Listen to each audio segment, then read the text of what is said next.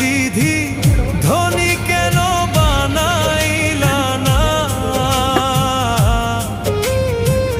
টাকার পিছে ঘুরতে ঘুরতে জীবনে আর কুলায় না। গরিব কেন বানাইলা বিধি ধনী কেন বানাইলা না?